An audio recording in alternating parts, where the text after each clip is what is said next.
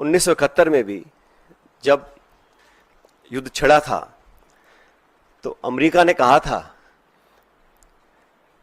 कि हम बे ऑफ बंगाल में अपना 7वां बेड़ा भेज रहे हैं. We will deploy the 7th fleet. That's what the Americans said. But despite that, the then government and Indira ji went ahead and did what was in our supreme national interest. आज हम उनको याद करते हैं कि वो नेतृत्व ऐसा था जहां पर नेशनल इंटरेस्ट को सबसे ऊपर रखा गया. और आज भी आपको याद होगा जब पार्लियामेंट पर आक्रमण हुआ था, वाजपेयी जी प्रधानमंत्री थे, सोनिया गांधी जी नेता प्रतिपक्ष थी. सदन के पटन पर उन्होंने खड़े होकर कहा था कि भारत, पूरा देश, पूरा विपक्ष सरकार के साथ है, जो भी उचित कदम उठाना है उसको उठाएं और निसंकोच उठाएं, हम आपके साथ रहेंगे.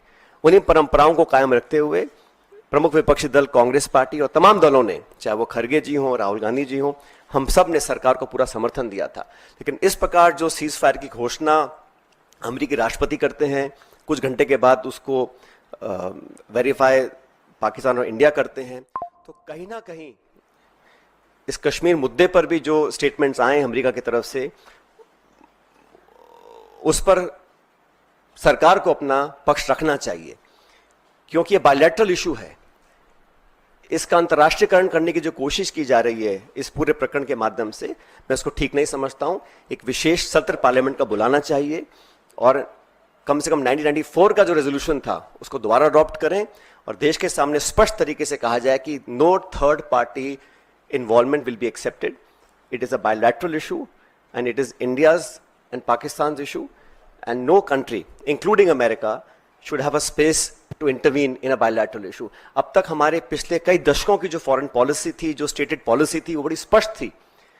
उसमें कहीं मीडिएशन का, नेगोशिएशंस का, थर्ड पार्टी इन्वॉल्वमेंट का कोई स्कोप ही नहीं था, चाहे कोई प्रधानमंत्री हो, कोई सरकार हो. लेकिन जो अमेरिका का स्टेटमेंट आया है उस पर इन सारी चीजों के ऊपर एक सवाल उठना लाजमी बनता है. इसलिए मैं इतना अपील करूंगा कि ऑल पार्टी मीटिंग सरकार को बुलानी चाहिए तुरंत प्रभाव से. और हमारे सैनिकों ने पिछले दिनों में जो कर दिखाया है, मुझे लगता है कि उस पर हम सबको बड़ा फख्र है, बड़ा नाज है. और हमारी सेनाओं का जो बल, जो ताकत, जो शौर्य, जो वीरता, जो कार्यकुशलता, जो प्रिसिशन, जिस जांबाजी से उन्होंने मजा चखाने का काम किया है पाकिस्तान को, उन सब पर हमको बड़ा नाज है, बड़ा फख्र है. Thank you.